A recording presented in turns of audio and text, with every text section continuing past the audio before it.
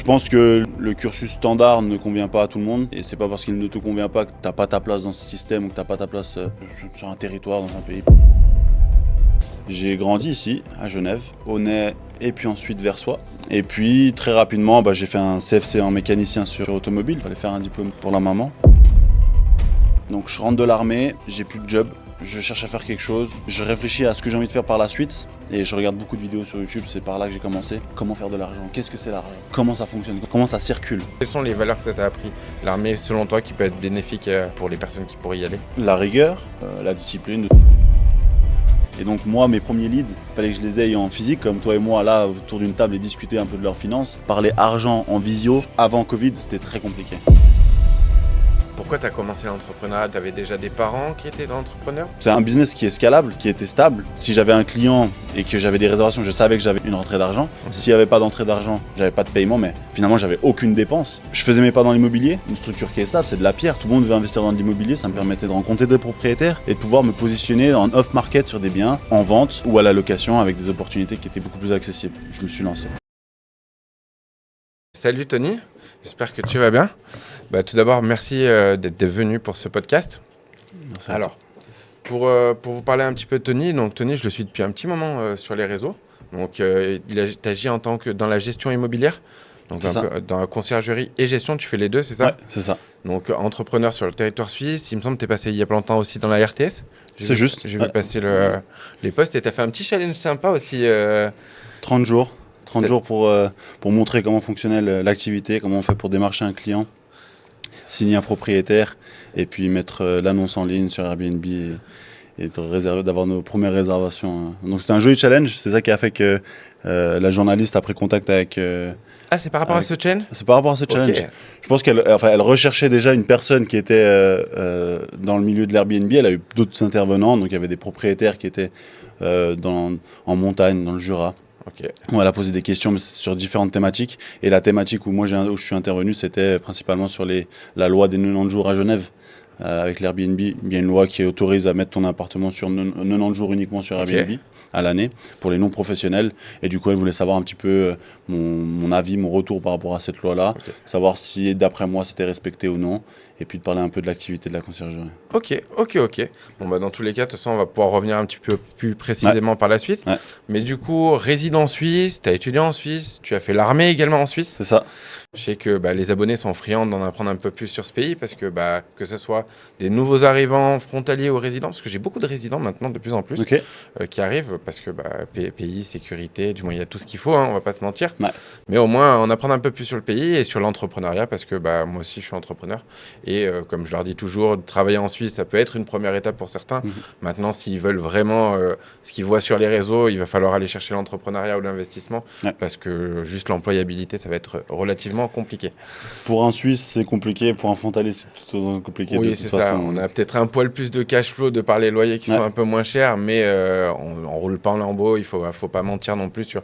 On a un meilleur confort de vie, c'est une réalité. Mais après, c'est un état de vie, c'est un état d'esprit. Bien sûr. Le salariat ou alors l'entrepreneuriat, c'est deux modes de vie qui sont complètement différents.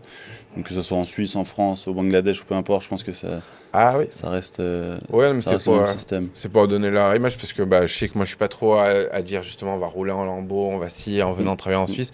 Non, on va améliorer son confort, on peut commencer à investir et profiter un minimum. Maintenant, si on veut aller plus loin, il faut trouver de nouvelles choses, notamment l'entrepreneuriat. Ouais. Bon, en tout cas, pour commencer cette interview, j'aime bien toujours demander un petit peu quel est ton parcours, quelle a été ton enfance, comment tu as commencé. Et puis après, on va retranscrire un petit peu diplôme, armée, tout ça, pour en apprendre plus sur toi. Ok. Enfance, putain, on va loin là. Mais oui. Parce que déjà, t'as quel âge ? Moi, j'ai 28 ans. Ok. 28 ans. J'ai grandi ici, à Genève, au Nez et puis ensuite Versoix. Okay. J'ai fait toute ma scolarité à Versoix, j'ai grandi à Versoix. Cursus scolaire assez basique, jamais eu de problématique à part une trouble de comportement un peu perturbateur. J'étais pas forcément à ma place dans la classe. J'étais celui qui faisait un peu de bruit, celui qui parlait fort, celui qui dérangeait un peu tout le monde. Aujourd'hui, c'est assez différent, je me suis un peu plus calmé, mais à l'époque, c'était compliqué. Je pense que le cursus standard ne convient pas à tout le monde. Et c'est pas parce qu'il ne te convient pas que t'as pas ta place dans ce système ou que t'as pas ta place sur un territoire, dans un pays, peu importe. Donc il y a de la place pour tous et pour tout le monde.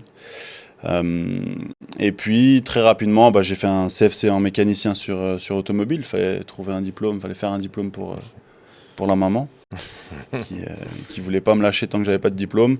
J'ai fait mon CFC, ça s'est terminé. J'ai été engagé dans un garage. Puis finalement, c'était pas vraiment quelque chose qui me plaisait. J'ai voulu m'arrêter. Il y a eu l'armée où il y a le recrutement qui se passe. Comment t'as fait là au niveau de l'armée? Parce que tu m'as parlé de l'armée vaguement, Ouais. mais en fait, tu as fait le service militaire traditionnel des résidents suisses ou tu as poussé peut-être plus loin aussi? Parce que ça marche comment déjà? C'est une semaine par an pendant 12 ans ou une fois en un coup un an? Alors, c'est soit tu fais ton service long qui est sur un an. Ouais. Donc, du coup, c'est par rapport à ta fonction aussi, parce qu'il n'y a pas toutes les fonctions qui ont besoin d'un soldat ou d'un sergent dans l'armée. Okay. Moi, ma fonction n'en avait pas besoin, donc j'ai pas pu le faire en un an.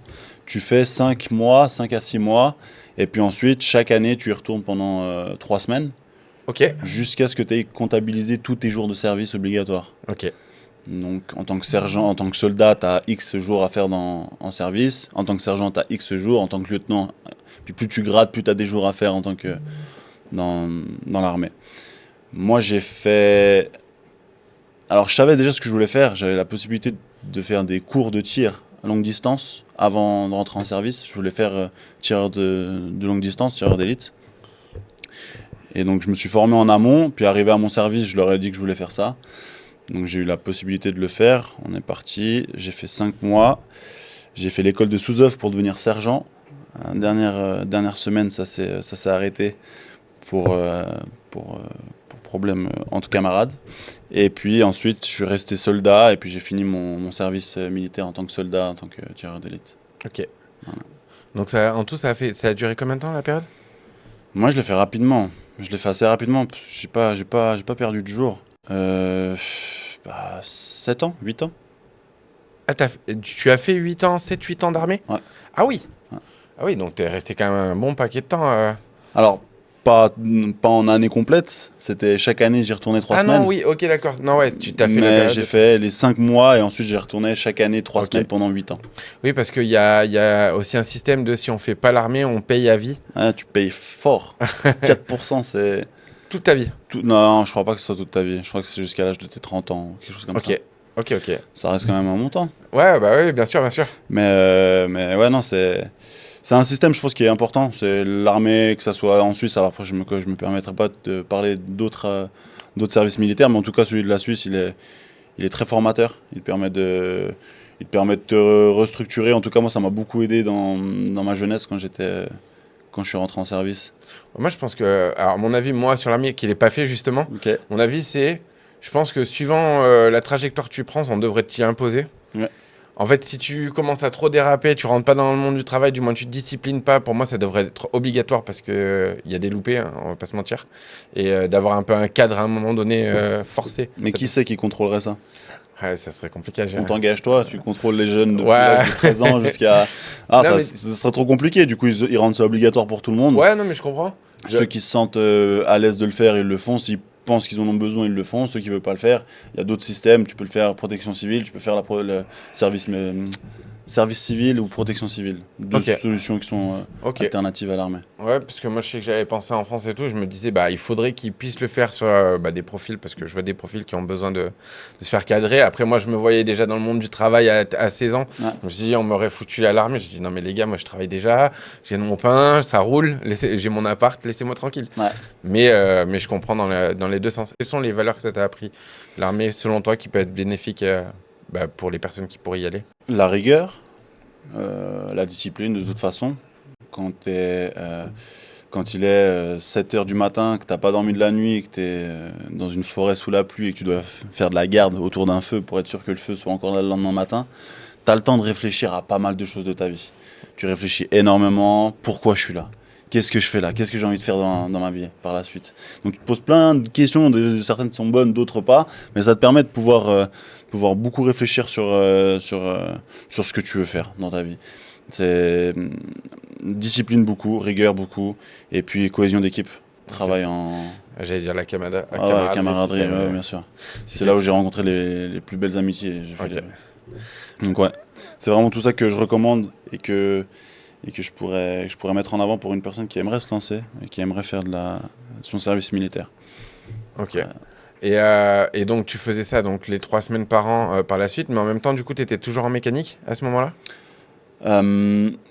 Non, à ce moment-là, après j'ai commencé à lancer l'entrepreneuriat dès ma première ou deuxième année de cours de répétition. On appelle ça des cours de répétition, des CR. Ok. Après la deuxième année ou même la première année? Non, la deuxième année. Après la deuxième année, j'ai lancé l'entrepreneuriat. Je me suis lancé en business en ligne. J'avais un ami qui s'était lancé en dropshipping, en e-commerce. Puis moi, j'avais suivi sa formation avec lui. Et puis j'avais énormément apprécié tout ce qui était marketing, création de contenu. J'avais adoré ça. Et du coup, je faisais des miniatures, je faisais du visuel pour lui. Et on a monté une équipe, on était 3 à travailler sur ce projet-là. On a travaillé pendant c'était bien 2 ans, on a travaillé 2-3 ans ensemble. Et puis après, l'opportunité de la gestion d'un appartement. Elle est venue à toi, mais quelle a été pour toi pourquoi tu as commencé l'entrepreneuriat? Du moins, tu avais déjà des parents qui étaient entrepreneurs peut-être? Non. Comment c'était arrivé le déclic? Parce qu'en général, il y a toujours un clips, une frustration peut-être? Ouais. Le gros déclic qu'il y a eu, c'était Covid. J'étais en relation avec une fille.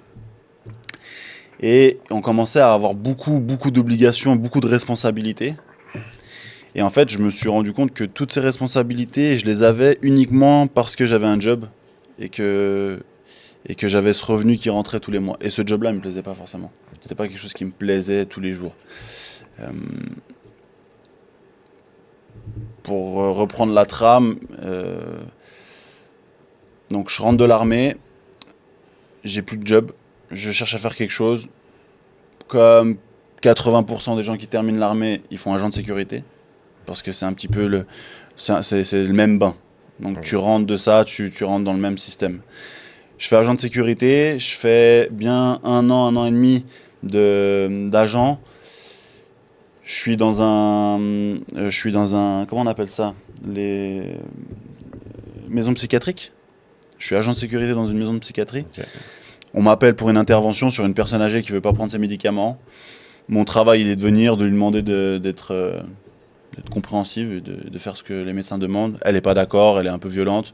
Du coup, on me demande de la maîtriser sur son lit. Donc, je dois la bloquer sur son lit pour qu'il puisse lui faire une piqûre et lui injecter ses médicaments. Je le fais d'une manière un peu... c'est complètement à contre-cœur. Je suis pas bien, et puis elle parle italien, je suis italien, ma grand-mère est italienne, elle me parlait italien, je faisais semblant de pas comprendre, mais elle me disait des mots qui étaient assez virulents en italien. Okay.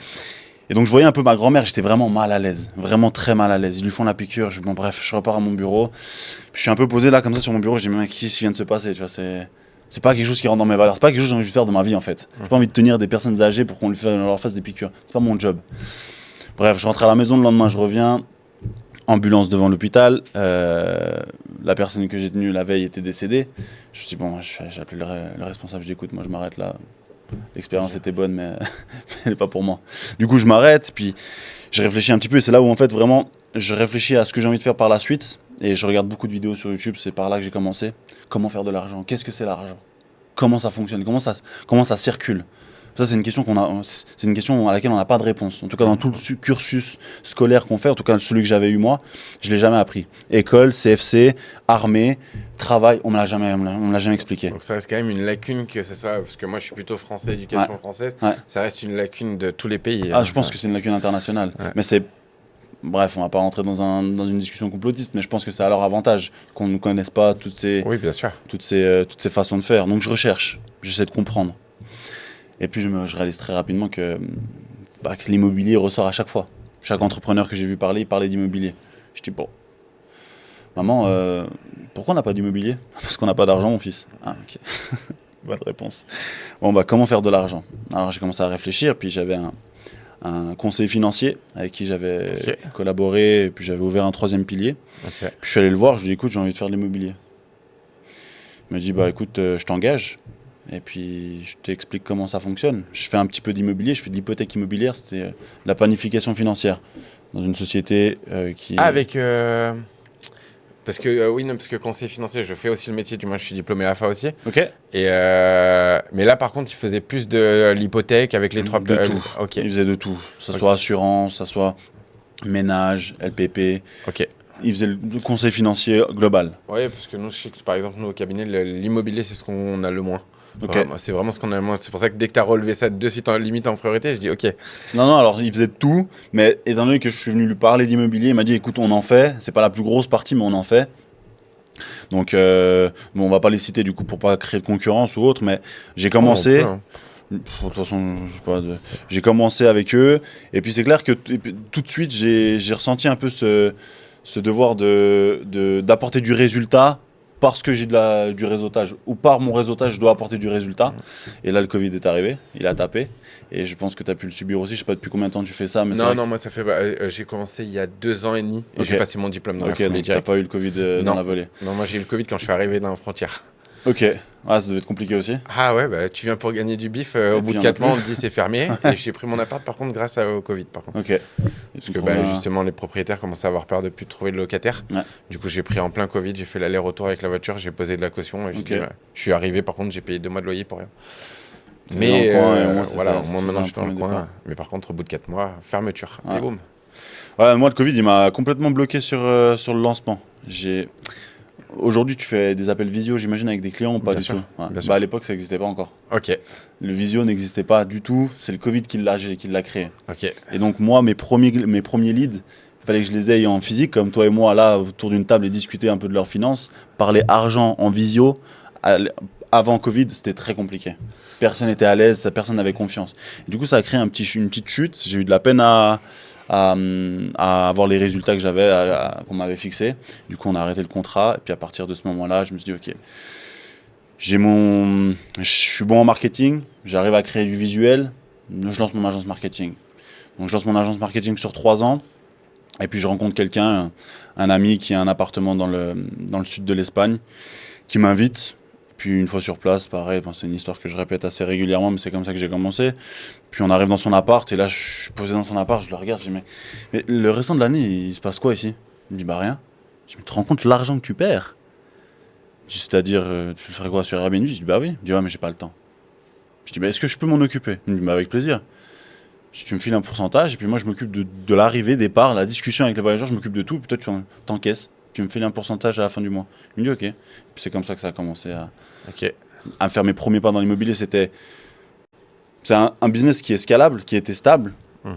Si j'avais un client et que j'avais des réservations, je savais que j'avais une rentrée d'argent. S'il n'y avait pas d'entrée d'argent, j'avais pas de paiement, mais finalement j'avais aucune dépense.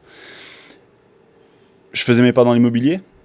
Une structure qui est stable, c'est de la pierre. Tout le monde veut investir dans de l'immobilier. Ça me permettait de rencontrer des propriétaires et de pouvoir me positionner en off-market sur des biens en vente ou à la location avec des opportunités qui étaient beaucoup plus accessibles. Je me suis lancé.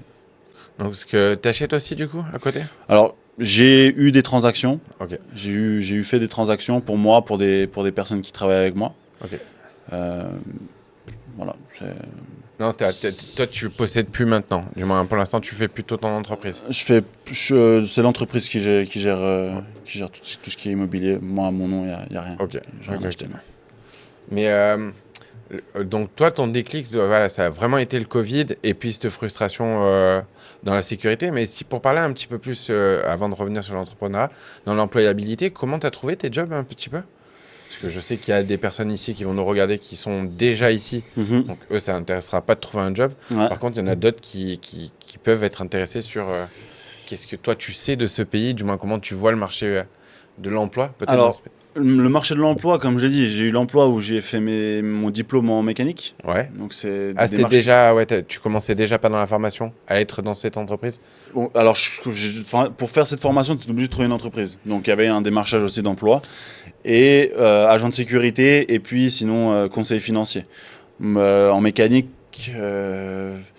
j'étais joueur de foot, j'étais gardien. Et un des coachs m'a appelé pour venir jouer dans son équipe.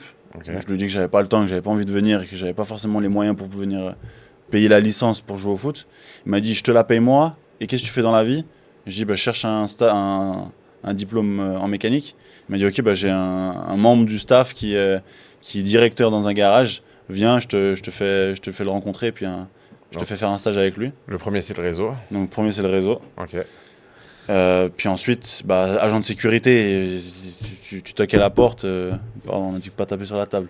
Tu toques à la porte et puis ils t'ouvrent. Hein. Ils sont à la recherche d'agents auxiliaires. Donc j'ai commencé en tant qu'auxiliaire. Puis ensuite, avec les interventions, ils m'ont donné un poste qui était fixe. Ok. Donc là, pas de magie. Non, juste démarchage Juste porte-à-porte démarchage. physique. Ouais, enfin, je crois même que tu vas sur le site et puis tu mets postuler et puis je pense qu'ils te contactent assez rapidement. Après maintenant, est-ce qu'il y a encore de la demande?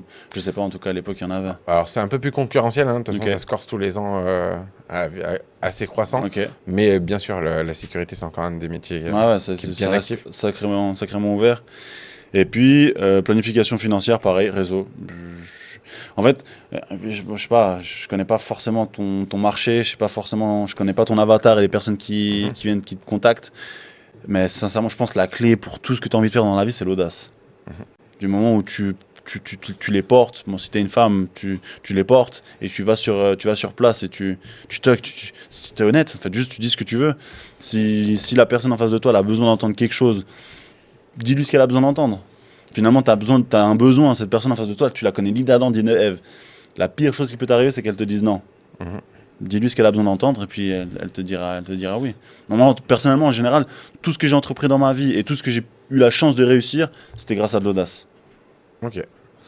Non, mais après, alors moi, je dirais détermination, résilience. Ouais, Parce que, mais que ça soit pareil dans tout, hein. Si on prend l'entrepreneuriat, résilience à mort. tout à fait. Mais détermination, résilience, parce que bah, la motivation, ça fait des pop and down. Et il faut savoir quand on a les downs, d'être encore constant. Ouais. Même si c'est pas le moment où on a le plus de traction. Donc, ouais, la discipline, la motivation, et puis arriver à rester constant dans les downs. Et après, surtout le réseau. Ouais. Le réseau, arriver à se créer des relations, je pense que c'est quelque chose de presque indispensable. Ouais. Faut être à l'aise avec l'inconnu. C'est quelque chose qui est... ça me fait sourire. Dernièrement, je suis tombé sur le nouveau compte de François Henry, Ok. l'ancien PDG, l'ancien directeur d'Audemars Piguet. Il a créé un nouveau compte où il crée du contenu, puis en gros, il veut lancer un nouveau produit. Je viens de tomber dessus. Et ça m'a fait rappeler une anecdote qui était incroyable. C'est sur la route, je suis en scooter, et il y a une voiture qui sort de l'autoroute, donc on arrive l'un à côté de l'autre. Puis je regarde dans la voiture et je vois le mec, classe, belle Aston Martin 4x4. Je dis putain, magnifique la voiture. Puis je vois le mec, je dis putain, il fait penser à quelqu'un. Mais je continue sur le scoot. Il y a le premier feu, je m'arrête. Et là, dans ma tête, ça cogite. Je dis, mais c'est pas possible. Tu me dis quelque chose. François Henry, Audemars Piguet, c'est lui, c'est sûr. Il lui ressemble comme deux gouttes d'eau. On continue, puis là, on arrive à l'intersection. Et en fait, quand on s'était croisé la première fois, il m'a regardé, puis il avait fait genre. Avec un grand pouce en plein, tout souriant. Puis moi, je réponds comme ça, tout souriant, et puis on continue. Donc, rien de. Puis je m'arrête au prochain feu. Puis il ouvre la fenêtre. Il dit, tu sais pourquoi je t'ai fait comme ça? Puis je dis non. Il me dit parce que t'avais l'air cool, t'as l'air d'être sympa. Puis je dis bah ok, bah moi aussi t'as l'air sympa alors. Puis excuse-moi, on a déjà dit que tu ressemblais à François Henry? Il me dit oui, souvent parce que c'est moi. Je dis mais c'est pas vrai. Il me dit ouais. Et là je viens de lui envoyer un message. Il vient de regarder mon compte Instagram. On va très certainement pouvoir échanger, mais tu vois, l'audace, le fait de juste t'arrêter et de te dire, bah, j'entame une discussion. Cette personne, je la connais pas, elle est dans sa voiture, il m'a fait un signe, j'aurais pu ne pas calculer. Et en fait, on est ici en Suisse, en tout cas en Europe, on est très dans le on ne veut pas déranger. On a peur de penser que la personne va être dérangée et du coup, on sait pas. Au final. Bah, en général, oui, quand on va être avenant, souriant aussi, parce que ça joue quand même beaucoup, hein. Si les gens ils ressentent du néfaste en toi, ils vont plutôt s'écarter en C'est général. clair. S'ils sentent justement plutôt un sourire, quelque chose qui va être appréciable, Ouais. bon, bah, ils seront plus amenés à donner un petit conseil. Ouais. Parce que c'est généralement, si ces personnes, on leur dit donne-moi un job, ils vont plus te répondre. Par contre, si tu arrives, est-ce qu'il y aura un petit conseil dans ma recherche? En général, ils sont toujours avenants à, en tout cas, donner un petit conseil ou Ah ouais. passer un. C'est ça. C'est ça. Après, voilà, comme on dit souvent, il faut faire attention à qui tu demandes des conseils. Oui. Écoute uniquement les personnes qui ont ce que tu désires. Totalement. Respect à tous nos parents, respect à toutes les personnes qui nous entourent, mais si finalement la vie qu'ils ont n'est pas quelque chose que tu as envie d'obtenir, les conseils sont plus de la crainte plutôt que du conseil sur du. Bah, en fait, sur de l'avancement. ça peut être intéressant des fois pour vider son sac quand l'entrepreneur a des choses à un peu dévoiler, mais il ne faut pas trop tenir compte d'une personne qui n'a pas réalisé ce qu'on veut parce que bah, généralement, elle a un avis complètement biaisé. Et puis si elle avait les mêmes pressions à gérer des fois par moment, parce que l'entrepreneuriat, c'est quand même une certaine pression, c'est pas sûr qu'elle arriverait à les gérer non plus. Donc il faut faire attention avec ça. Je me souviens d'un repas que j'avais eu avec 2 amis à moi, entrepreneurs. Un qui est dans le bâtiment, qui génère des millions par année. L'autre qui a une belle société aussi de location, de voiture. Puis on est autour de la table en train de manger. Et c'est vrai que là, j'étais en pleine expansion de ma société. Je venais de signer, c'était l'année où j'avais signé une quinzaine de logements en gestion. Je commençais à avoir beaucoup, il fallait que je recrute, il fallait que je délègue. C'était un peu une première pour moi à gérer tout ça. Puis là, on est autour de la table, je dis les gars, vous gérez comment vous quand vous avez la pression, que vous avez trop de pression? Puis il me répond, il me dit, t'as pas le choix en fait. Il y a pression, pas pression. Il y en a, ils nous parlent de dépression. On n'a pas la richesse, on n'a pas la possibilité d'avoir une dépression, de pouvoir être stressé. Tous les jours, c'est du stress. Tous les jours, c'est des problèmes à régler.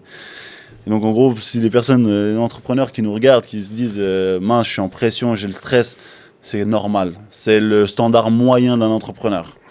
C'est comme ça tous les jours au réveil. Au coucher et au réveil, c'est comme ça.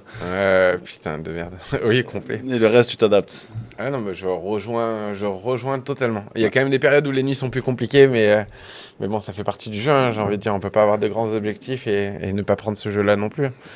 C'est clair. Non, c'est comme ça, mais j'ai regardé, je me suis permis aussi de regarder ce que tu faisais, et je trouve hyper quali, hyper intéressant le message et l'opportunité que tu essaies de partager et de donner aux personnes qui aimeraient venir travailler ici.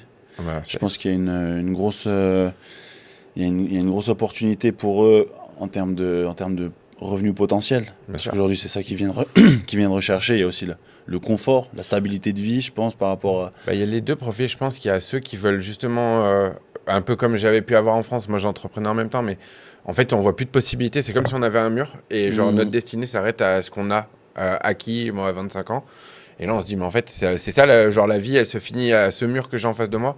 Et là, on se dit, avec la Suisse, bon, ça me permet déjà de gagner plus, d'avoir une possibilité d'investir, parce qu'acquérir une propriété pour un Français lambda, ça devient très, très, très compliqué. Donc là, on se dit, bon, je peux acquérir, puis en même temps, moi, j'entreprenais déjà, donc je peux entreprendre, puis je voyage tous les ans aussi. Donc on se dit, ouais, en fait, on peut changer réellement notre vie. Alors, les gens qui croient qu'en un an, ça va être modifié, vous prenez un panneau, hein, ça n'existe pas. Par contre, sur du moyen-long terme, il y a un effet de levier qui est astronomique. Il faut être réaliste. Et je pense qu'il y en a beaucoup, c'est ça. Et après, d'autres, c'est parce qu'ils en ont juste ras-le-bol de l'insécurité en France, du confort de vie. Et là, ils viennent chercher la résidence en Suisse. Et donc, ce pays est quand même nettement paisible. Genève, un peu moins, ça bouge un peu plus parce que c'est un peu trop francisé. Ouais. Mais sinon, la Suisse, ça reste paisible.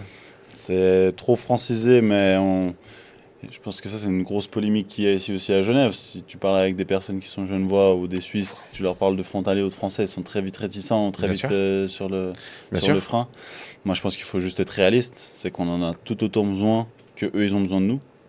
C'est-à-dire qu'il y a énormément de boulot qu'on n'est pas capable de vouloir faire, qu'on n'est pas capable de faire et qu'on n'a pas envie de faire. Et je pense qu'il faut autant les remercier que de les accueillir en mettant des limites, parce que de toute façon, il y a des limites dans tout ce qu'on fait, il faut y avoir des règles. Mais je pense qu'on se rend pas compte de la force de frappe qu'on a de pouvoir accueillir des Français et venir faire du boulot ici. Moi, je pense dans des secteurs, c'est indispensable. De toute façon, on le voit. Il y a plein de secteurs, le médical, si demain on enlève tous les frontaliers. En tout cas, la Suisse romande, elle coule instant. Maintenant, c'est toujours bien, et c'est ce que j'essaie de prôner aussi sur mes réseaux, c'est intégration. Qu'on ne soit pas en train de reprocher des fois des choses à la France qu'on n'est pas capable d'appliquer là où on va, parce que les gens ils disent en France, oui, c'est eux qui foutent la merde. Ok, mais quand on est en Suisse, c'est nous. Quand on est dans des pays comme en Thaïlande, c'est nous aussi. Donc il faut savoir faire aussi les efforts d'intégration. Parce qu'un Suisse, quand on s'intègre bien généralement, qu'on n'est pas là pour s'imposer, en général 9 fois sur 10 ça passe. À moins qu'on ait un pro partisan, mais ça, il y en a partout aussi des extrêmes. Maintenant, je pense que la Suisse est là pour accueillir quand même à bras ouverts ceux qui viennent, mais qui viennent là pour s'intégrer et non s'imposer. Ouais, j'ai un membre de l'accompagnement, j'ai un système d'accompagnement où j'accompagne les entrepreneurs à se lancer en gestion en location courte durée, en conciergerie, en sous-location pro. Et j'ai un membre qui vient il est d'Alsace, Ok. Il vient d'Alsace et il a voulu venir ici pour se lancer, donc il a pris un job ici et puis il s'est lancé en sous-location pour générer des revenus passifs. Et pendant les appels qu'on a, il y a un appel où je l'ai senti un peu mou, un peu plus... un peu moins dans ses baskets. Puis on discute un petit peu et je pense qu'il y a une frappe qu'on ne se rend pas compte. L'implication que les frontaliers ont quand ils viennent chez nous, ce qu'ils laissent, ce qu'ils mettent de côté. Et certains ont des femmes, ont des enfants qui laissent chez eux. Ils passent la semaine enfermés dans un appartement à travailler, à se lever à 6-7 heures du matin pour aller bosser. Le soir, ils sont sur le canapé en visio avec leurs femmes et leurs enfants en attendant vendredi pour aller retourner chez eux voir leur famille. Et en fait, on ne se rend pas compte de cet effort qu'ils font tous les jours pour venir. Alors oui, venir prendre de l'argent parce qu'ils en ont besoin, parce qu'ils en ont envie, parce que c'est le nerf de la guerre aujourd'hui. Toi et moi aujourd'hui, si on est sur ce podcast-là, dans une finalité, c'est qu'il y a un retour d'argent. Tout le monde est là, tout le monde fait un travail pour de l'argent. C'est comme ça. Ou alors pour une liberté. Ils le font pour ça, mais nous on en a besoin parce que sinon qui travaillerait à l'hôpital ? Qui travaille sur les routes pour faire la signalisation quand les feux sont morts. Moi, je vois énormément de Français faire ces jobs-là. Et on a besoin d'eux. Et on ne se rend pas compte des sacrifices qu'ils font pour venir se déplacer ici en Suisse. Et si tu vois cette vidéo, encore une fois, un grand soutien à toi, un grand soutien à tous les Français qui viennent ici, tous les frontaliers qui viennent pour trouver une liberté et laisser leur famille pendant plusieurs temps loin d'eux. Ok, bon, en tout cas, beau message. Ouais. Je pense qu'on est là pour faire des échanges, c'est important, qu'on puisse échanger, mais je pense qu'on a aussi la possibilité de venir faire des podcasts, on a aussi l'aisance de pouvoir parler derrière un micro et derrière une caméra, et je pense qu'au-delà, dernièrement j'ai eu un podcast aussi, et puis j'ai dit un peu la même chose, c'est au-delà de faire un peu du blabla où on parle de toi, on parle de moi, où finalement tout le monde s'en fout un petit peu de qui on est, il y a un message à pouvoir faire passer, et ce genre de message-là, je pense c'est notre force de frappe aussi. Bien sûr, bien sûr. Qu'il faut réussir à faire passer, donc je pense que c'est une... Mais selon toi, le marché du travail est encore actif ? Pour quelqu'un qui voudrait s'intégrer dans le marché, est-ce que pour toi, il y a encore des postes ouverts ? Est-ce que c'est encore un marché du travail attractif ? Comment tu le vis en tant que résident ? Pour moi, la seule barrière que tu te crées, elle est dans ta tête. Ok. Si tu as envie d'avoir un marché de travail, tu l'as. S'il n'existe plus, tu le crées. S'il est saturé, tu le dupliques. Les opportunités, il y en a tout le temps. Je ne pense pas qu'il y ait un marché qui soit saturé plus qu'un autre. Et après, moi, une autre question encore sur le perso, et après, on va reprendre un peu l'entrepreneuriat, parce que c'est surtout là où tu as des choses et une expertise plus poussée. Mais tu as dit que tu as fait un 3e pilier. Pourquoi tu l'as fait ? Est-ce que tu penses que c'est une bonne chose, une mauvaise chose ? Parce que j'avais un capital et que je ne savais pas quoi faire de cet argent. Okay. J'étais pas encore dans l'entrepreneuriat, j'étais pas encore dans la réelle vie active, j'avais un petit capital. Je me suis informé, j'ai demandé un peu à droite à gauche ce qui était intéressant de faire. On m'a conseillé 1001 choses. Et puis la chose la plus standard, la plus safe et qui peut être intéressante par l'avenir pour de l'immobilier en Suisse, c'est le 3e pilier. Donc j'ai investi. Ok. Non, parce que j'aime bien. Et t'en penses quoi ? T'en es satisfait ? T'en es pas satisfait ? Oui. Ouais, non, je sais pas. Ouais, je sais pas. Franchement, j'ai pas envie de me prononcer là pour le moment. Parce que je sais que les résidents, vous, c'est bien dans votre coutume, du moins c'est quelque chose... Les frontaliers sont un peu plus réticents, notamment de toute façon aux conseillers financiers tout court. En général, ils arrivent avec des pincettes, puis quand ils regardent le schéma en zone frontalière avec les impôts à la source qui repartent après là-bas, canton de Vaud, c'est imposé en France. Ils regardent les schémas, ils se disent, ok, en fait, c'est peut-être nécessaire. Mais justement, j'aime bien demander, parce qu'il y en a pas mal de... 80% des résidents suisses, je pense que vous avez un 3e pilier, parce que l'accessibilité à l'immobilier est relativement compliquée. Mais c'est pas le cas chez les frontaliers, j'aime bien demander un peu... Ouais, c'est vrai que c'est dans une culture. En fait, je pense que le 3e pilier est surtout fait pour les personnes qui cherchent à investir dans l'immobilier par la suite et ou les personnes qui sont indépendants et du coup qui cotisent pas forcément. La LPP, ouais. Okay. Moi, ça a été un peu les deux cas. Ouais, bon. donc voilà, je l'ai mis maintenant. Je continue à réinjecter, puis c'est intéressant aussi pour l'imposition. Bien sûr. Fiscalement, c'est intéressant, donc... Ouais, parce que tu as la déduction, tu as fait quoi, 3A, 3B ? Ouais, c'est un 3A. C'est un 3A ? Ouais. Ok. Donc 7256. Ouais. C'est les taux. Ça. Mais donc, ok. Bon, au moins, ça peut répondre à pas mal de questions à ce niveau-là.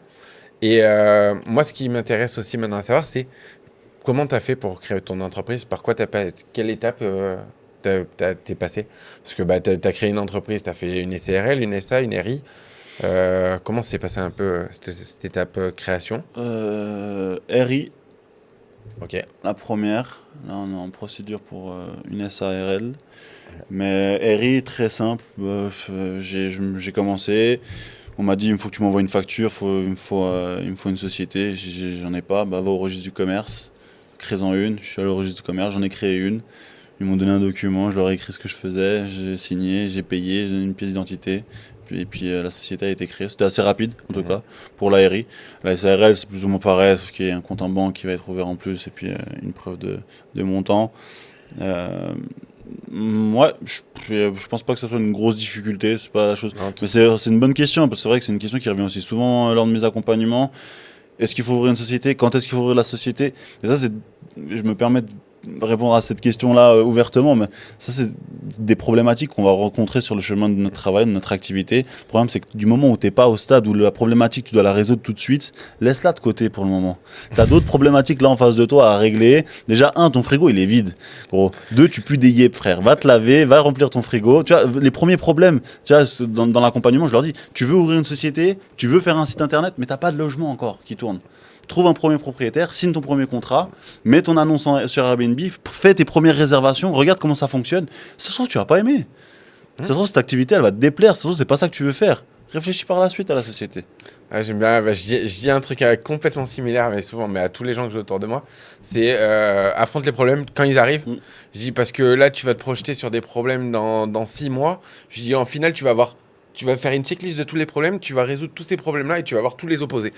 Donc au final, tu auras perdu juste du temps à essayer d'anticiper des problèmes et les seuls que tu vas avoir, ça va être les problèmes que tu n'as pas anticipés. Ouais. Donc, plus souvent, ça te démotive. Ouais. Et puis si tu anticipes trop, bah, de toute façon, tu bouges plus. Ouais. Du moins, tu bouges pas les mouvements. Je pense que la plus grande chance d'un entrepreneur individuel ou du moins en petite équipe, c'est justement de pouvoir faire des pivots très très rapidement.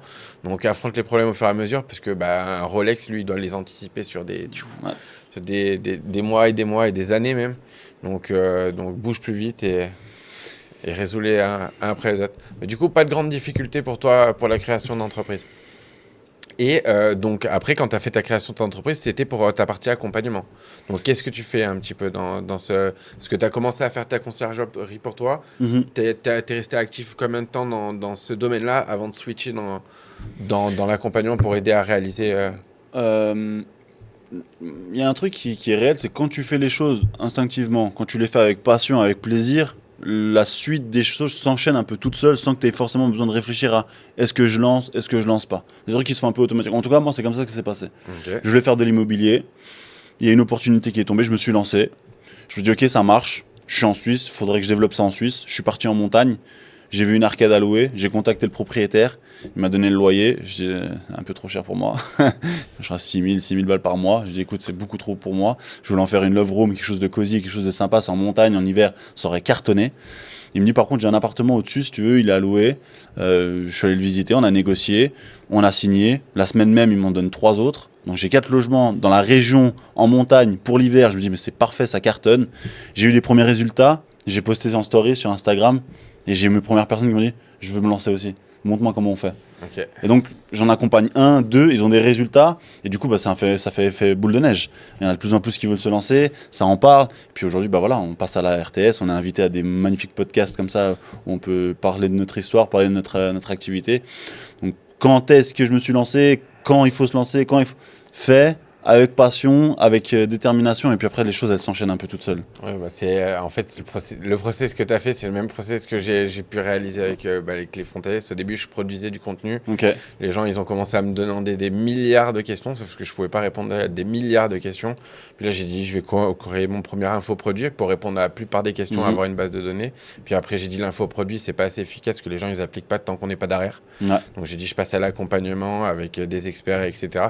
Et puis là, on atteint les résultats escomptés beaucoup plus facilement parce qu'on est derrière carré. Mais ça s'est fait on me pose trop de questions, j'ai plus de temps.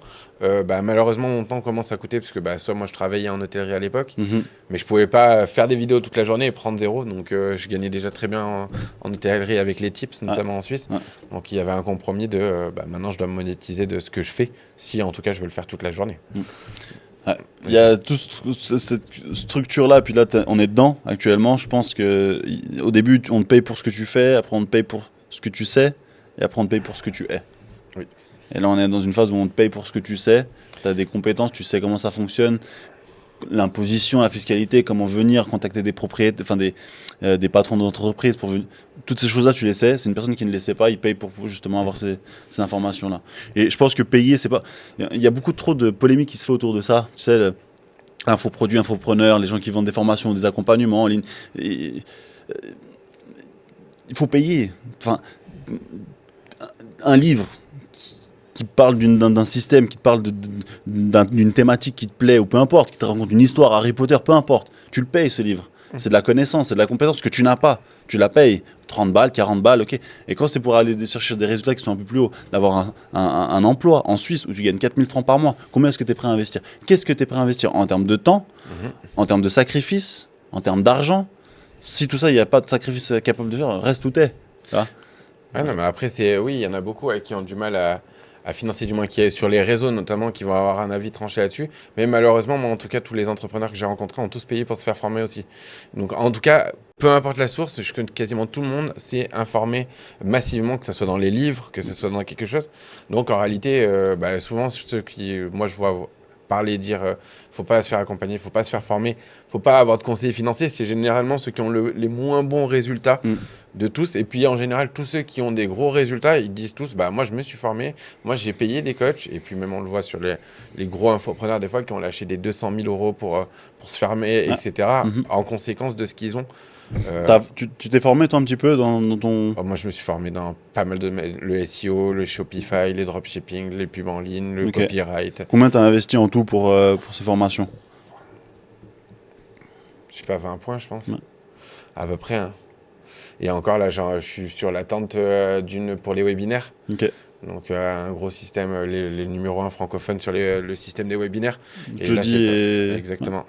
Donc là je pense d'ici peut-être fin d'année, je vais prendre leur accompagnement aussi. Parce que c'est un bon système à mettre en place, ça évite de faire trop de crash tests et de prendre beaucoup de pression pour pas grand-chose. Parce que c'est mieux organisé, donc il faut payer. Hein, de toute façon, ah oui, c'est clair. Tous les process qui fonctionnent, ils ont un coût et si tu les implémentes comme il faut et tu les mets en place et que tu es rigoureux, tu travailles, tu es sérieux, tu as du résultat. Mais du coup, toi, pour parler dans ton secteur d'activité, en fait, tu t'es positionné dans cette niche-là précisément par rapport à peut-être la facilité que ça peut être, du moins la facilité, tout est relatif, mais l'efficacité à laquelle ça peut être déployé, le fait de ne pas avoir besoin de notamment 100 000 euros pour avoir une propriété, du moins comment t'es venu un petit peu... Ah c'est ça, c'est la première fois que j'en ai parlé avec ma mère, la première fois que j'ai parlé d'immobilier avec ma mère, j'ai très vite réalisé que c'était pas pour tout de suite la propriété. Les revenus passifs, ce que je voyais sur internet, en tout cas sur ce qu'on m'expliquait, sur les livres que j'ai pu lire, c'était pas pour tout de suite. Et donc je me suis beaucoup éduqué. En fait, tu dois t'éduquer à comprendre comment est-ce que tu crées de la valeur. C'est pas de l'argent que tu fais, c'est tu crées de la valeur. Tu dois réussir à mettre en valeur quelque chose. Aujourd'hui, tu mets en valeur ton accompagnement. Aujourd'hui, je mets en valeur des appartements. Je mets en valeur aujourd'hui, je mets en valeur les propriétés de mes propriétaires. Si tu arrives à mettre en valeur quelque chose, tu arrives à en générer de l'argent, que ce soit passif ou alors par la force de ton travail. Et donc, j'ai beaucoup travaillé sur la mise en valeur. Et j'ai un peu cumulé les deux entre mise en valeur plus immobilier, créer aujourd'hui mon activité. Et là, du coup, au jour d'aujourd'hui, par exemple, si quelqu'un regarde la vidéo, parce qu'il peut être dans deux cas, parce que j'ai l'impression que tu as deux avatars très différents. Tu as l'avatar du propriétaire qui, lui, cherche à déléguer la gestion de son appartement au global. Et toi, du coup, tu tires ton cash flow là-dessus, sur la hausse, sur la valorisation du bien et les Airbnb, la gestion complète. Parce que j'ai vu, tu gères vraiment toute la gestion pour les propriétaires. Et d'une autre partie, tu as ceux qui, justement, n'ont pas forcément les moyens de financer un bien directement, qui désirent quand même vivre des revenus locatifs et notamment de l'immobilier et qui, eux, par contre, tu pourrais les accompagner à aller démarcher les premiers propriétaires pour également aussi générer du profit, peut-être dans leur région ou autour de chez eux, sur l'immobilier également. C'est ça, exactement. Et ces deux profils qui sont complètement différents. Un, ça va être plus pour ma conciergerie, pour mon agence immobilière. L'autre, ça va être pour le système d'accompagnement. Donc, je différencie vraiment les deux systèmes qui sont vraiment différents. Je parle de deux façons différentes quand je contacte les propriétaires ou alors les membres des accompagnements qui me contactent pour pouvoir se lancer dans le système. Mais oui, exactement. Deux avatars qui sont complètement différents. Il faut comprendre qu'aujourd'hui, un propriétaire, en général, il a en tout cas en Suisse, pour la plupart, ont une résidence secondaire. Ok. ça soit en côté de Canton de Vaud, ou sur le Valais, en résidence secondaire en montagne. Pour la question, quel âge a en moyenne tes clients pour la partie propriétaire? Ah, ils ont plus de 40 ans. Ok. Ouais. Ouais, parce que justement, j'avais parlé avec Edouard et qui me disait hauteur de pareil, c'est entre 45 et 55 la moyenne des propriétaires sur le territoire. Et en fait, il y a une force de frappe, et je pense que c'est pour ça que l'activité aujourd'hui que je mets en avant, elle fait beaucoup de bruit, et pour ça qu'on a des interventions sur des chaînes télé ou sur des podcasts, c'est qu'on est en train de démocratiser la croyance que les gens ont sur l'immobilier. Aujourd'hui, l'immobilier a une façade où vieillot. C'est pour les anciens, les plus de 45, 50, 60 ans qui, eux, peuvent être dans l'immobilier en Suisse. Toute la tranche qui est avant, pour eux, c'est quelque chose qui est très compliqué, qui est lointain. Il faut avoir travaillé depuis l'âge de 15 ans jusqu'à aujourd'hui pour pouvoir te dire « j'ai un capital pour acheter ». Et finalement, tu achètes ton premier bien, mais après, tu es trop jeune pour en acheter un deuxième parce que ta capacité d'endettement... Donc, il y a cette croyance-là qui est vraiment... forgé dans la roche, forgé dans le cerveau des jeunes. Et aujourd'hui, cette nouvelle activité-là ouvre des possibilités à ces personnes-là. Et du coup, c'est un peu ce qui fait polémique. C'est dès qu'il y a un changement, dès qu'il y a une nouvelle chose qui arrive sur le marché, tout le monde aime bien en parler. Il y en a plein qui essaient de se lancer en autodidacte, qui essaient de se lancer seul. Et d'ailleurs, je vous recommande à le faire si c'est quelque chose qui peut fonctionner pour vous. Mais faites attention, s'il vous plaît, parce que ça reste un marché qui reste quand même fragile. C'est-à-dire que si tu ne le fais pas correctement, tu peux avoir des conséquences derrière. Si tu as un contrat qui est mal rédigé, s'il y a un accord avec un propriétaire qui n'a pas été discuté, il peut y avoir un désaccord. Et en Suisse, on le sait, la sous-location, c'est quelque chose qui est mal vu, c'est quelque chose de vu comme illégal. Et donc, on se doit, nous, en tant que professionnels, d'avoir un suivi qui est sérieux, d'apporter une qualité dans notre travail. Et a contrario, toutes les personnes qui veulent se lancer justement en autodidacte et seul, après le premier logement, il y a les premières réservations, c'est cool. Finalement, après, ils arrêtent parce que c'est pas forcément. Ils doivent aller faire les ménages, ils n'arrivent pas à recruter quelqu'un, ils n'arrivent pas à automatiser des messages, ils comprennent pas toutes ces choses-là. C'est pour ça que j'ai regardé mon téléphone juste avant. J'ai une personne qui s'est lancée, qui a mis un appartement sur Airbnb à l'instant. Il vit encore dedans, il n'a pas fait les bons réglages, il a une réservation pour ce soir, alors qu'il vit à l'intérieur. Et puis là, un agenda qui est déjà en direct, je te l'ai montré. Il a un agenda qui est pratiquement full. Il n'a pas anticipé la démarche. Il l'a pas anticipé. Il l'a mis aujourd'hui. Il n'a pas du tout anticipé ça. Il n'a pas du tout anticipé la démarche. Et du coup, il a des réservations. Il n'a pas de jeu de drap. En fait, c'est toutes des problématiques que si tu ne les connais pas, tu arrives devant le fait accompli et image de merde. Image de merde, travail de merde. C'est vrai, et puis là, ça va être sa réputation par la suite.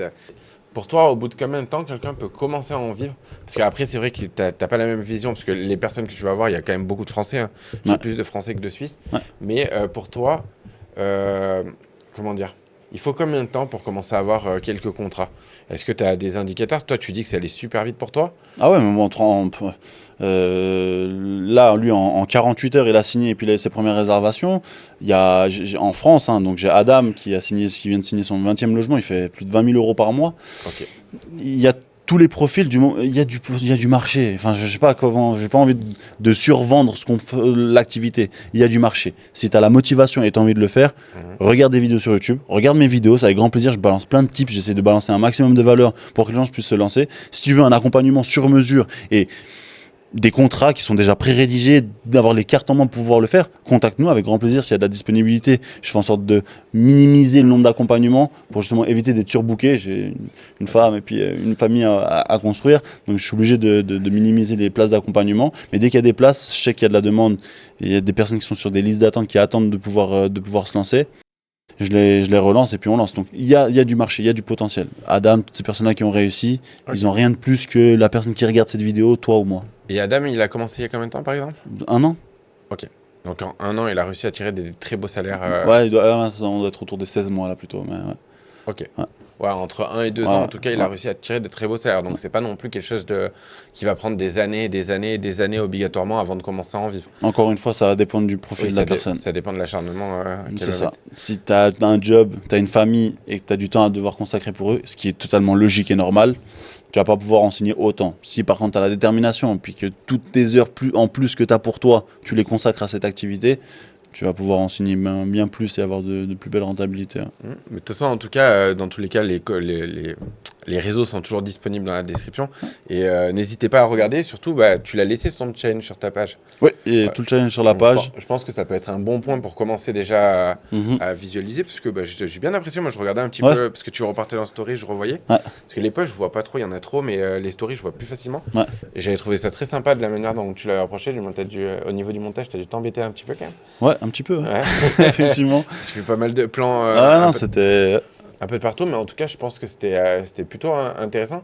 Et toi, selon toi, c'est où le pouvoir où quelqu'un dégage le plus de profit, ou va réussir le plus dans ce domaine? Ça va être plutôt sa force de persuasion, de négociation, d'envoyer un nombre de messages à quelqu'un. Quelqu'un qui va faire de l'autodidacte là demain, admettons, parce que y a toujours les profils qui veulent se faire accompagner, il y a ceux qui veulent apprendre aussi, ça peut être les fidèles abonnés. Ouais.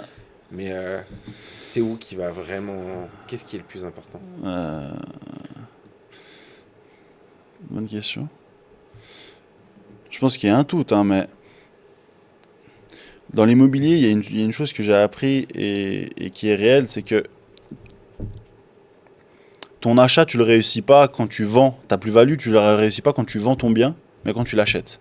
Okay. Donc pour moi, la négociation, c'est un art, soit tu l'as, soit tu l'as pas. Si tu l'as pas, il faut apprendre à le créer, il faut l'apprendre. Mais la négociation, c'est pour moi une des clés de cette activité. Pouvoir réussir, enfin, d'oser avoir l'audace de dire finalement, ton appartement, il est cool, mais pas ce prix. Okay. Pourquoi? Pour ça, ça et ça. Des raisons simples, mais si c'est un appartement qui est complètement meublé, bah écoute, ton appartement, il est magnifique, par contre, bah ouais, ok, un, j'ai pas de wifi. Deux, on est en montagne, il n'y a pas de cage à ski. Avec mes clients, je vais faire comment pour leur faire déposer les skis? Il y a des moyens de négociation. Voilà. Tu proposes 1005, ouais.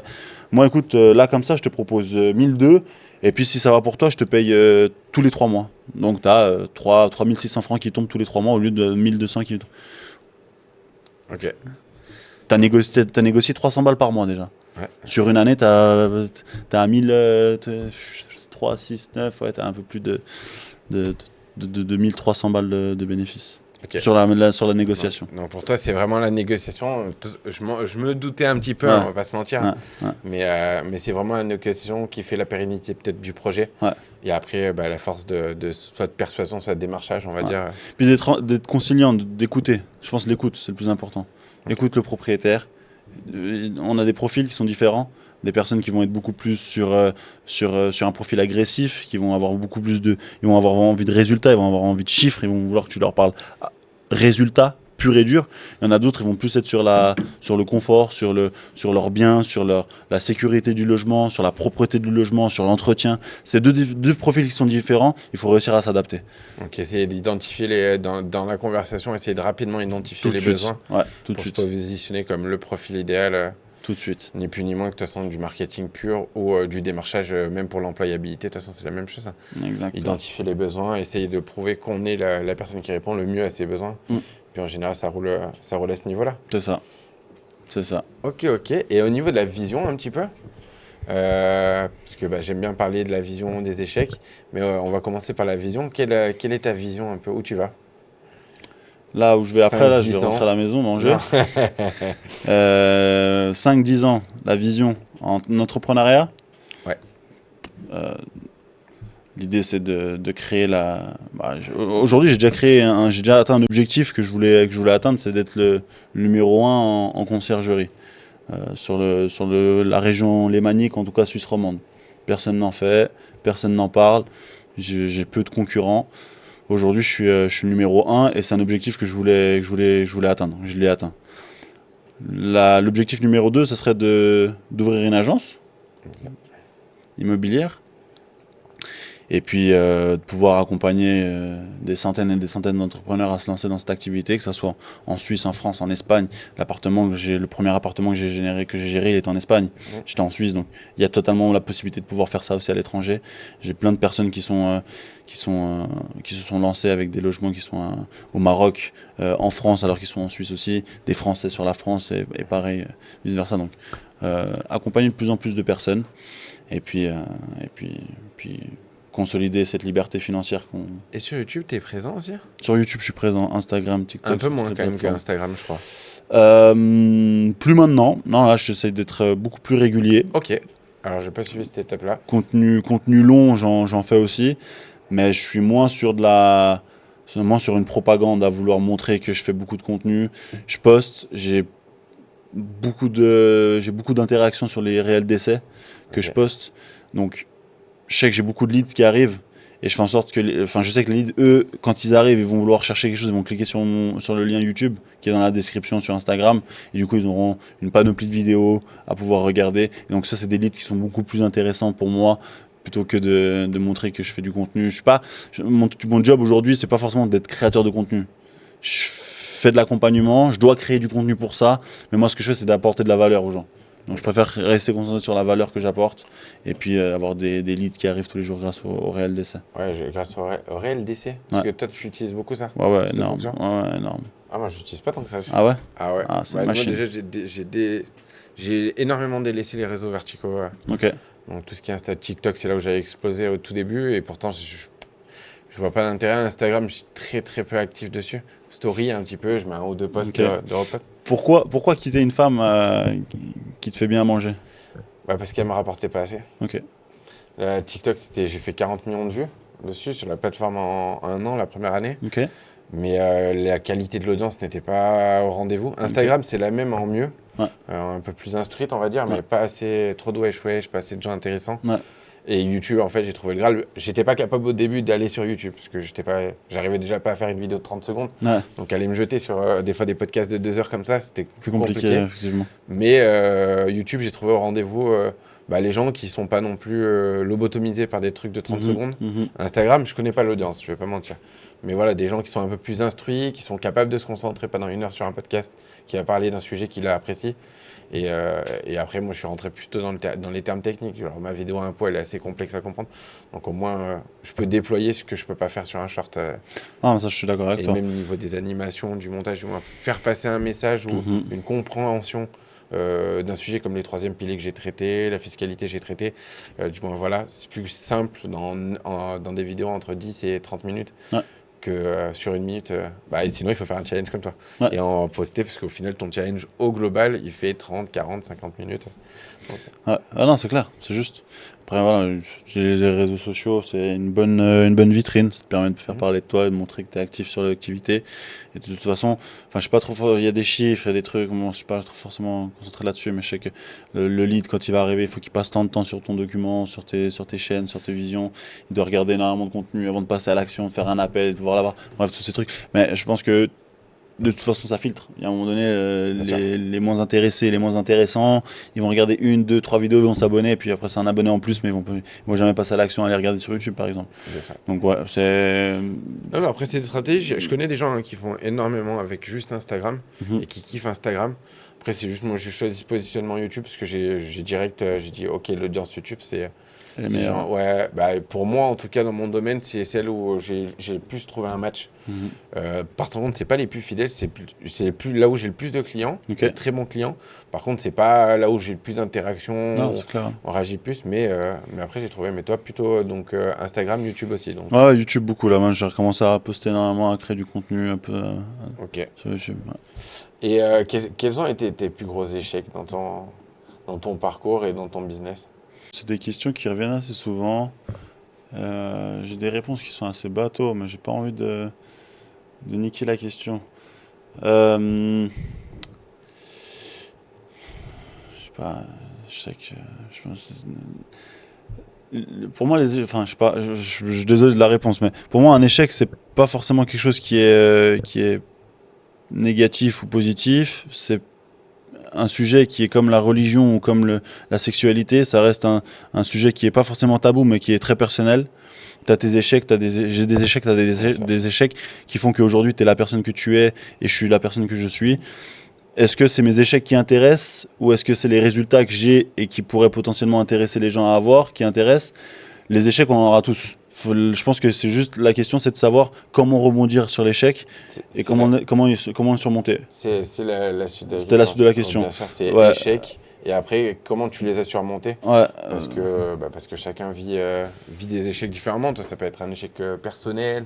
ouais, je sais pas, échec personnel, échec business, tout ce que j'ai pu. Ouais, il y a pas mal de choses que j'ai essayé de lancer et qui n'ont pas fonctionné. Bah, tu fais avec, quoi. Tu testes autre chose, tu relances autre chose. J'ai ouvert des sociétés, j'ai ouvert des systèmes, j'ai essayé plein de choses qui n'ont pas fonctionné, qui ont fonctionné d'une certaine partie, qui n'ont pas eu les résultats que j'attendais. Des collaborations qui se sont faites, qui se sont mal passées. Du coup, j'ai dû me reconcentrer sur moi. Personnel, des échecs de relations amoureuses, amicales, familiales aussi. Je pense que les échecs, on en a tous. C'est ce qui fait qu'on crée un état Bien d'esprit. sûr. Moi, je valorise l'échec. Ouais. J'aime l'échec. Pour moi, il faut que je sois le plus rapidement possible, surtout quand on a un but. Parce que on ne sait jamais s'il en faut un ou s'il en faut 1000. Mais en tout cas, si on y va directement vers les 1000, en cours de route, Moi, tu sais, l'échec, je pense que l'échec, tu es obligé d'apprécier l'avoir. Enfin, tu dois pas l'apprécier. Tu dois apprécier d'en tirer des conclusions. Si tu arrives à apprécier de tirer des conclusions d'un échec, tu avanceras très vite et très loin. Mais quand on te pose ce genre de questions de quel échec tu as eu dans ta vie, tu sais, quand tu es au resto et que tu as une tablée de 5-6 personnes, puis il y a un peu de bruit dans le resto, puis il y a un mec au bout de la table là, qui te pose une question dont tu n'as pas envie de répondre, et tu l'as entendu, mais tu profites d'un mec qui a crié un peu fort pour faire semblant de ne pas avoir entendu la question, il faut réagir un peu de la même façon, de ne pas parler d'autre chose, faire genre que tu l'as pas entendu, puis quoi, et tu fais en sorte qu'il y ait un changement de sujet. C'est des questions qui sont là, tout le monde s'intéresse à ça, finalement c'est personnel. Sois à l'aise de vivre avec, parle-en autour de toi, si tu as besoin d'en parler. Finalement, n'oublie pas que les gens s'alimentent du malheur des autres. Oui, bien sûr, bien sûr. Après, moi, j'aime bien. En fait, c'est pour ça que je pose souvent ces questions, mais après, tout le monde a ses échecs. Il y en a qui n'en ont pas trop identifiables. Moi, je pourrais dire mes 10 boutiques dropshipping que j'ai créées, pas gagné d'argent, pas perdu. J'en ai pas gagné, j'en ai pas perdu, mais en tout cas, à l'heure actuelle, ça m'a appris tout ce que je sais faire en marketing. Donc en réalité, c'est un échec qui m'a énormément servi. J'aime bien, je donne toujours des modèles comme ça, parce que c'est des petites choses, mais après, ça peut être plus personnel, ça dépend en fait comment on le vit. En réalité, c'est aussi comment on le vit. Et toi, selon toi, alors qu'est-ce qui a fait que tu as remonté, du moins, comment tu as remonté le plus d'échecs? Tu as surmonté le plus d'échecs, comment tu as rebondi? Quelle est ta manière de rebondir? C'est la vision. Je pense que c'est la vision. C'est d'avoir un but, un objectif, de savoir où tu veux aller, de savoir qui tu veux être dans 15 ans, avec qui, avec quoi, dans quelle voiture tu veux rouler, quel sport tu veux pratiquer. Une voiture? Quelle voiture tu veux? Tu sais? Ouais, RR Rolls-Royce. Ok. Ah ouais, des gros buts. Ouais, des gros buts. Ok. Ça, c'est le Graal, bien évidemment. Mais c'est l'objectif. Et moi, j'ai un exercice que je demande à faire au monde de l'accompagnement. C'est de prendre une feuille, un stylo, fermer les yeux et t'imaginer dans 10 ans. Ok, bon, aujourd'hui, j'ai 28 ans. On peut faire l'exercice, ça peut être sympa. T'as 28 ans, donc t'as quel âge aujourd'hui, toi? 32. Ok, donc dans 10 ans, t'auras 42 ans. Donc dans 42 ans, où est-ce que t'es? Dans quelle voiture tu es? Ok, ouvre la porte de cette voiture. Rentre dans cette voiture, touche le volant. Est-ce que tu sens l'odeur du cuir ou l'odeur du tissu? Regarde derrière, est-ce qu'il y a des enfants? Qu'est-ce qu'il y a? Qui y a derrière? Tu vois ce que je veux dire? Visionne vraiment, ressens, vis le moment dont tu as envie de vivre dans les 10 ans. Et une fois que tu l'as fait, note-le, ça c'est ton but. Et du moment où tu as ça, tous les jours où tu te lèves, tu sais pourquoi tu le fais. Okay. C'est pour ça.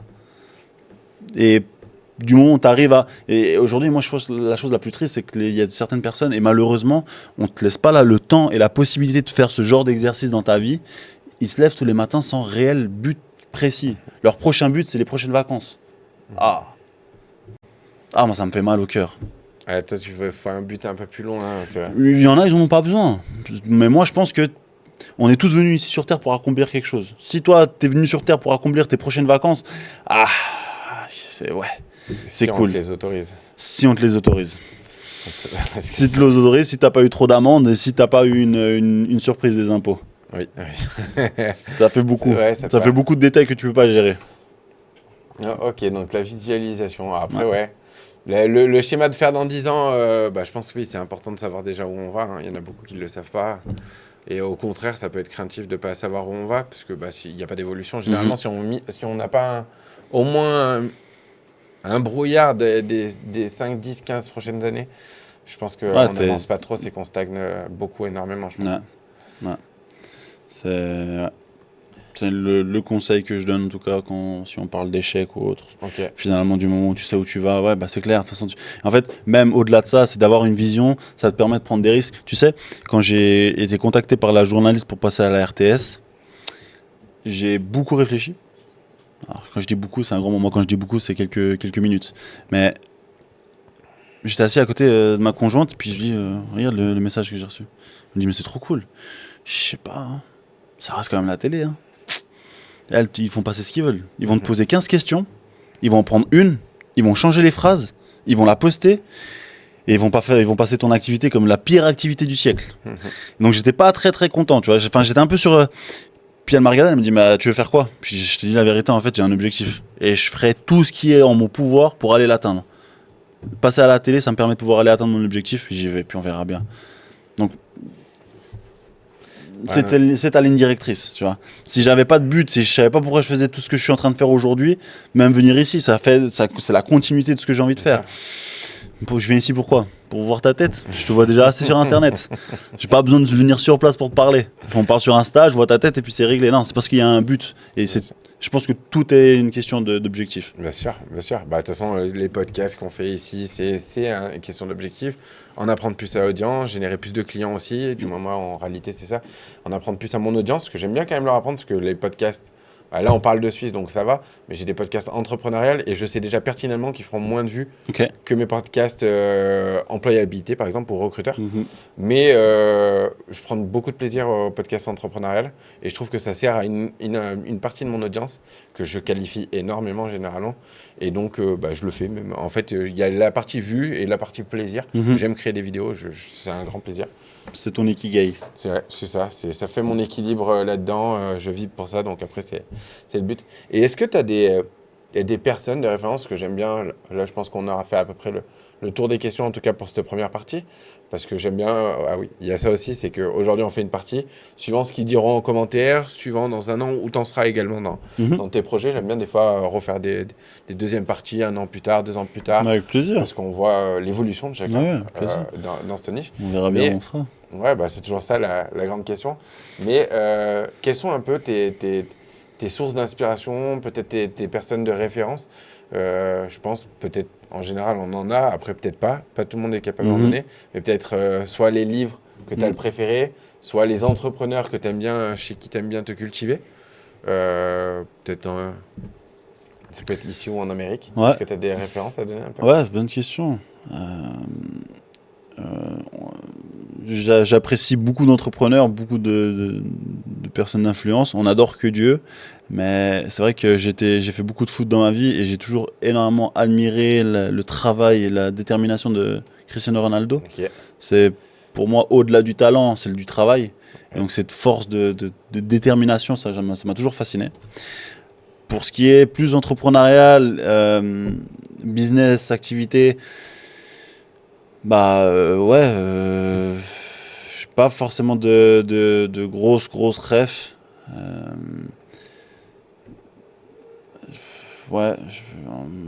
Tu veux parler quoi? Tu veux parler des entrepreneurs suisses? C'est ça que tu veux faire principalement? Suisse, français, non, peu importe en fait, parce que moi je sais que on avait déjà parlé dans des podcasts en permission que j'ai pu regarder, dans des sources où je vais me documenter un petit peu, pas dans mon temps libre. Et je sais que chacun a ses petites sources et des fois il y a des petits, notamment Cristiano Ronaldo, j'aime beaucoup aussi. Moi c'est une success story qui est je pense la plus documentée sur cette terre. Mais moi je prends énormément la comparative des fois quand je dis je parle de récit de Messi Cristiano. En fait tu sais pas à l'avance si tu vas toucher une fois le ballon, tu vas être Messi et tu vas marquer des buts. Mais par contre tu peux essayer de devenir Cristiano, donc de travailler toute ton existence pour devenir le meilleur. À la finalité les deux sont les meilleurs selon moi. Je suis pas du tout foot, je regarde pas le foot, mais je sais que les deux sont plus ou moins à l'élite. C'est juste qu'il y en a un, il a touché un ballon, il était déjà bon. L'autre, il a travaillé toute son existence pour le devenir. Donc, travailler comme Cristiano et au pire des cas, si tu as de la chance, tu seras Messi. Ouais, c'est ça. Après, on a beaucoup d'entrepreneurs sur les réseaux. Je suis pas énormément de gens sur Instagram parce que justement, j'aime pas être submergé d'informations ou de business ou de pensées ou d'avis différents. J'ai mes propres avis et si j'ai besoin d'avoir des réponses à certaines questions, j'ai une capacité. Je pense que c'en est une de celles que j'ai, de la capacité d'aller chercher l'information au bon endroit ou de poser la question à la personne qui est le plus amené à me répondre correctement. Ok. Donc, et après, idolâtrer une personne, j'idolâtre personne, comme j'ai dit, hein, à part Dieu. Sinon, Cristiano Ronaldo, j'aime beaucoup son parcours, très inspirant. Maintenant, je pense qu'on a tous une histoire, on a tous notre histoire à raconter. Donc, moi, je Ok. pense que... Mais c'est surtout Cristiano qui Ouais, je trouve que c'est un beau parcours. Ouais. Ouais. Je trouve que c'est un très beau parcour. Mais après, il y en a plein d'autres. Je me répète, mais je pense qu'il y a plein d'autres entrepreneurs bien qui ont sûr. Non, mais des après, gros chacun parcours. a sa référence, chacun a ses profils. Mm. Et c'est pour ça que je demande la question. Il y en a qui me sortent des refs. Ouais. Il y en a qui m'en sortent beaucoup moins. Il y en a, ça va être les livres. Ouais. Il y en a beaucoup moins. Ouais. Mais j'aime bien demander à chacun parce Ouais. que bah, chaque entrepreneur, chaque personne a ses entités d'inspiration. Ouais. Et puis des fois, ils peuvent ressortir un peu. Un livre, j'ai beaucoup lu. Et c'est vrai que moi, c'est un livre qui m'a sorti de tout ça. Alors Le voilà. secret. Ah, Secret Ouais. Secret de marketing, en marketing là. Non, le secret sur la loi de l'attraction. Ok. Ouais. Ok. Tu sais c'est qui Pas l'a- du Non. tout. Ok. Pas du tout. Et c'est un jour où, c'est cette phase-là où j'en avais un peu marre, je comprenais pas trop ce que je faisais. Et je sais pas, j'entendais des gens dire il faut lire, faut lire, faut lire. J'avais jamais lu de ma vie. Je suis allé à la première bibliothèque du quartier, je suis rentré dans la bibliothèque, j'ai tourné un peu, j'ai revu développement personnel. J'ai dit bon, ok, je sais pas trop ce que ça veut dire, mais vas-y. Je marche, je vois le secret. Je dis mon ego, comment ça, un secret que je ne connais pas? Et j'ai pris, je l'ai lu, je l'ai rendu, et là j'ai compris certaines choses. Je me dis ok, en fait j'ai juste compris qu'il y avait plein de choses que j'avais pas compris. Ok. Il y a énormément de choses que je devais encore apprendre. Et si tu devais vendre ce livre à quelqu'un, qu'est-ce que tu lui dirais qui peut t'apporter? La conscience, La conscience, c'est-à-dire d'être conscient. sur soi, sur ses choix. Surtout, d'être un peu- conscient de ton instant présent, d'être conscient d'où tu veux aller, d'être conscient de qui tu es, d'être conscient Ce que tu peux de faire. ce que tu peux faire, d'être conscient pourquoi tu es là, d'être conscient. Ok. Juste d'apprendre à conscientiser ta personne. On est trop des mammifères lambda, tu sais. On est trop. Là, on dérive un peu, je me permets. On est trop un peu en mode ok, c'est cool, ma vie elle est sympa, hop, je vais travailler, hop, je rentre à la maison, je vais manger un truc, hop, je vais aller en vacances. On est trop un peu dans l'instant présent. C'est cool, il faut être dans l'instant présent. Mais il y a plein de choses, tu sais, il y a les règles des consciences. Je suis conscient d'être conscient, je suis inconscient d'être conscient, je suis conscient d'être inconscient. C'est toutes des façons de réflexion qui te permettent de pouvoir te positionner sur ta situation actuelle, sur la situation future. Bref, le secret, je pense que ça peut énormément aider. Ok. Et puis, si les gens n'aiment pas lire et qu'ils aimeraient lire un premier livre qui est simple à lire, qui t'éduque sur la manière de penser, sur l'éducation financière ou à te lancer dans l'argent, réfléchissez et devenez riche de Napoleon Hill, qui est très facile à lire et très explicite. Très connu. Ouais. Tu le connais, j'imagine. Ah oui, je le connais. bien C'est un sûr. classique pour tous les Ah ouais, entrepreneurs. donc, tous les classiques, je les ai déjà. Ils m'ont influencé Manipulation, L'Art de la Guerre, Les 48 lois du pouvoir. Ceux-là, je les ai torchés d'entrée et je lisais pas non plus. Ok, ouais. J'avais jamais lu de ma vie, j'ai eu un décès, j'ai switch Ok. de suite. Ok. Et puis là, j'ai commencé à acheter le premier livre, 21 leçons pour le 21e siècle. C'est Ok. le même écrivain que Sapiens. Ok. Donc un très très gros livre. Et après, j'ai commencé, j'en ai lu 20, 25. Et puis maintenant, je veux lire, mais le temps ne me permet pas non plus de me pencher sur la lecture. Faut trouver l'endroit idéal pour lire. Ouais. Je sais qu'il y a des gens qui... Bon, moi, personnellement, j'adore lire quand je suis en voyage. Donc, je suis dans un train, dans un avion. J'adore lire. Ok. Si je suis posé dans un lieu sympathique, au bord du lac, mais il ne me faut pas de bruit. Il faut que ce soit relativement calme. Je vois des gens qui lisent au bord du lac où il y a plein d'enfants, plein de gens qui jouent autour. Moi, j'arrive pas, ça me déconcentre. Je suis pas dans ma bulle. J'aime bien être dans Ok. mon atmosphère. Donc, c'est plus ça qu'il faut rechercher. Je pense que le temps, il est compliqué pour avoir ce genre de situation-là. Pour avoir cette situation, et puis quand tu entreprends, malheureusement, 24 heures, c'est toujours pas assez. Ouais. Moi, j'ai déjà très peu de vie à côté, donc lire me ferait encore perdre un peu plus, même si il y a tellement de livres que j'ai envie de lire. Je les note, hein. Je note mes petits livres Ouais. et tout. D'ici là, ça doit être le prochain, notamment Le pouvoir du moment présent, qu'on m'a énormément recommandé. Parce que c'est bien d'apprécier un peu plus le processus, et du moins et l'instant présent, que de voir trop loin. Parce que justement, à contrario, il y en a certains, ils devraient voir un peu plus loin. Mais à contrario, quand tu regardes vraiment trop loin, tu n'apprécies plus le jour présent. Ouais, c'est vrai aussi. Et ça peut être une contrainte d'un entrepreneur qui voit trop loin. Parce qu'en fait, la vie, elle défile. La dernière fois, j'ai donné le comparatif. Alex, il était mort de rire. J'ai dit, c'est comme les gens dans le coma, le couloir, qui disent avec la lumière au bout, tu vois. Quand tu as trop d'objectifs, le truc, c'est que tu passes ta vie, mais dans un couloir comme ça, et puis tu arrives, tu as déjà fini le truc. jeu, Et donc, il faut arriver quand même à regarder un peu la lumière sur les côtés. C'est vrai, c'est vrai. Mais Mais je pense que la lecture, c'est important. Ouais, Je bien te sûr. recommande, je sais que tu as lu, c'est une belle chose de lire, mais je pense que ça fait partie de l'éducation entrepreneuriale. C'est Ah oui, continuer à se former, même si, en fait, du moment où ton cerveau il est dans une constante d'apprentissage, tu continues à mûrir. C'est un muscle, hein, c'est un biceps, c'est comme, bien sûr, sauf bien qu'il est à sûr. l'intérieur d'un os, tu le vois pas gonfler, mais il faut que faut le faire travailler pour toutes les personnes qui sont Après, j'écoute entrepreneurs. moi, beaucoup de cours, mais en Livres, ligne. Ouais, podcasts, ok. ouais tout ce qui est cours, podcast, je dors avec des écouteurs et Ouais. Ok, j'écoute en continu tous les ok, soirs. ok. Ça, Bien. il n'y a pas de truc. J'ai switché un peu le livre, mais il y a des informations qu'on n'a pas sur Internet, par T'as contre. trouvé une alternative. Ouais. Bien. Bon, en tout Joli. cas, je sais pas si tu as un petit message à passer à nos abonnés pour conclure tout ça. Euh, je sais pas combien de temps ça fait que le podcast a commencé, je sais pas combien de temps ça fait qu'on tourne, Je sais pas, une heure et demie mais peut-être. je pense qu'il sera un peu plus condensé, très Mhm. certainement.